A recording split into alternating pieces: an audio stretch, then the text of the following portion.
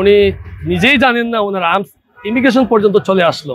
সে একজন উপদেষ্টা পরিষদের সদস্য, সেই হিসেবে তার কাছে ম্যাগাজিন থাকাটাই স্বাভাবিক। তার নিরাপত্তার জন্য অস্ত্র অবশ্যই প্রয়োজন, এটা তো লজিক্যাল। হিসাব মতে কিন্তু আসলে অবৈধই বলা চলে।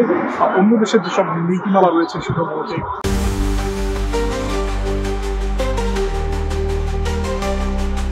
হযরত শাহজালাল আন্তর্জাতিক বিমানবন্দরে যুব ও ক্রীড়া উপদেষ্টা আসিফ মাহমুদ সজীব ভুঁইয়ার ব্যাগে গুলির ম্যাগাজিন পাওয়া গেছে।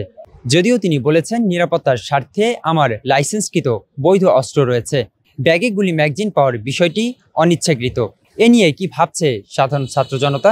আপনারা দেখছেন বাংলা নিউজ 24 এর বিশেষ আয়োজন মত দ্বিমত। সঙ্গে আছি আমি রুহুল আমিন। সে একজন উপদেষ্টা পরিষদের সদস্য, সেই হিসেবে তার কাছে ম্যাগাজিন থাকাটাই স্বাভাবিক, এটাই স্বাভাবিক। এবং সে এটাও মেনশন করছেন যে সব যাদের নিরাপত্তার স্বার্থজনিত সমস্যা থাকবে, আশঙ্কা থাকবে, তাদের বৈধভাবে ম্যাগাজিন বা অস্ত্র ব্যবহার করতে পারবে। এখন বিষয়টা হচ্ছে এটা যে বিমানবন্দরের মতো একটি সেন্সিটিভ জায়গাতে কীভাবে ম্যাগাজিন নিয়ে প্রবেশ করে, এবং সেটাও মেনশন করছে যে ইন্টেনশনালি সে বিষয়টা হয়েছে। আসলে কি ইন্টেনশনালি হয়েছে নাকি কোনো পরিকল্পনা বা অন্য কোনো ইন্টেনশন ছিল তার ভিতরে, সেটাও দেখার বিষয়। ইচ্ছা করি বা অনিচ্ছা করি যেটাই হোক, বিমানবন্দরের মতো একটা সেন্সিটিভ জায়গাতে ম্যাগাজিন আনা এটা খুবই অস্বাভাবিক বিষয়। এটা সে হয়তোবা মিডিয়ায় একটা বক্তব্য বা ফেসবুক পোস্টের মাধ্যমে সে এটা প্রচার করেছে। আসলে তার উদ্দেশ্য কী ছিল সেটা সেই বলতে পারবে। তবে আমার মতে হচ্ছে যে একজন সতর্ক, একজন দায়িত্বশীল বা দেশের একজন দায়িত্বশীল হিসেবে তার এটা কখনোই করা উচিত নয়, তার কাছ থেকে এটা কাম্য নয়। এইটা করার কারণে অনেক সাধারণ জনগণ সাহস পাবে এই বিমানবন্দরের মতো সেন্সিটিভ জায়গাতে এসব জিনিস নিয়ে প্রবেশ করার জন্য, এবং তারা পরবর্তীতে পুষ্ট দিবে, এটা আমার অনিচ্ছাকৃত হয়ে গেছে।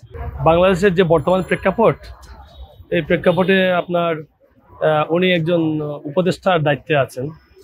তো উনি উপদেষ্টার দায়িত্ব থেকে উনি যদি আসলে এই আর্মসটা যেটা পাওয়া গেছে, ওনার একটা লাইসেন্সও যদি থাকে, কিন্তু এটা আপনার এয়ারপোর্ট ইমিগ্রেশন পর্যন্ত যেভাবে নিয়ে গেছেন, এটা আমার মনে হয় উনি আগে থেকেই সচেতন হওয়া উচিত ছিল।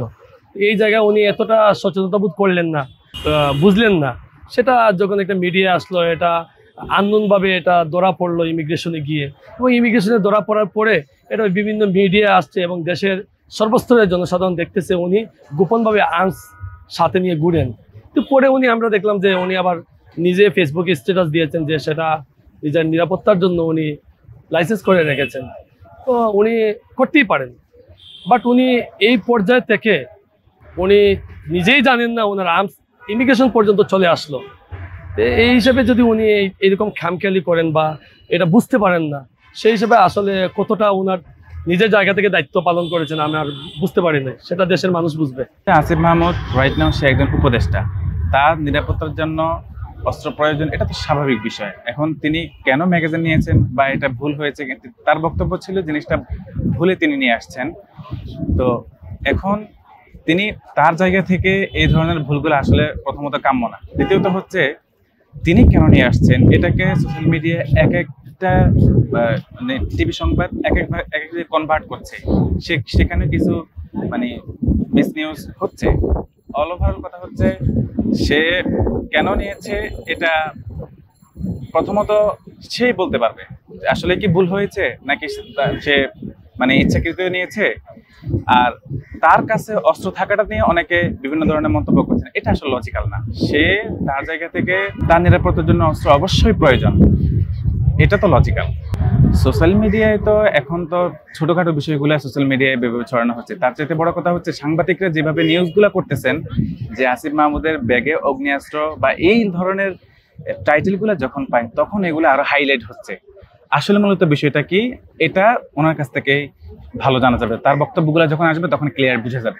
তিনি যে মরক্কো যাচ্ছিলেন, মরক্কো ফ্লাইটে কিন্তু আসলে তার যেই বিষয়টি রয়েছে সেটি বৈধ অস্ত্র হলেও সেটি বহন করা আমার দৃষ্টিতে আসলে অনুচিত ছিল। কারণ দেখেন, বাংলাদেশে যখন তিনি এয়ারপোর্টে ঢুকেছিলেন প্রায় 2টি নিরাপত্তা বেষ্টনী বা বলয় কিন্তু তিনি পার করে 3য় নম্বর নিরাপত্তা বেষ্টনীতে যখন গিয়েছিলেন, তখন আসলে নিরাপত্তা কর্মী নিয়োজিত যারা রয়েছেন এয়ারপোর্টের ভিতরে, তারা বুঝতে পেরেছেন যে আসিফ মাহমুদের কাছে একটি ম্যাগাজিন রয়েছে। তখন এই ম্যাগাজিনটি কিন্তু তার কাছ থেকে উদ্ধার করা এবং আসিফ মাহমুদ কিন্তু এতে সহযোগিতা করেন। এর জন্য আসলে তিনি ধন্যবাদ পাওয়ার যোগ্য।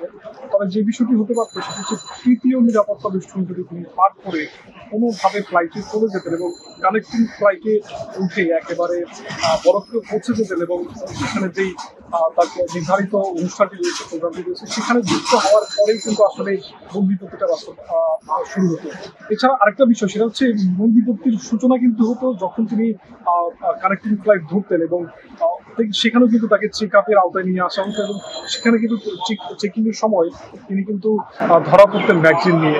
তখন আসলে বাংলাদেশের যেই সুনাম এবং মানটি রয়েছে সারা বিশ্বব্যাপী সেটি কিন্তু প্রশ্নবিদ্ধ হয়ে যেত এবং বাংলাদেশের অন্যান্য যেসব যাত্রীরা রয়েছেন যারা তুরস্কে নিয়মিত যাতায়াত করেন, মরক্কোকে যাতায়াত করেন, তারা কিন্তু ভোগান্তিতে পড়তে হতেন এবং বিড়ম্বনায় পড়তে হতেন। এই কারণে চিন্তা করা হচ্ছে যে বাংলাদেশের একজন উপদেষ্টা যিনি একেবারে মন্ত্রী পদমর্যাদার বলা চলে, তিনি আসলে ম্যাগাজিন নিয়ে ধরা পড়েছেন এবং অবৈধ, এটি কিন্তু একটি হিসাব মধ্যে কিন্তু আসলে অবৈধই বলা চলে অন্য দেশের যেসব নীতিমালা রয়েছে সেসব অনুযায়ী। সেই ক্ষেত্রে আসিফ মাহমুদের এই বিষয়টি কিন্তু আন্তর্জাতিকভাবে একটি বিতর্কের সৃষ্টি করতে এবং ইন্টারন্যাশনাল যেসব মিডিয়া রয়েছে, গণমাধ্যম রয়েছে, সেসব গণমাধ্যম কিন্তু আসিফ মাহমুদকে আসলে আর চোখে দেখতো, বাঁকা চোখে দেখতো।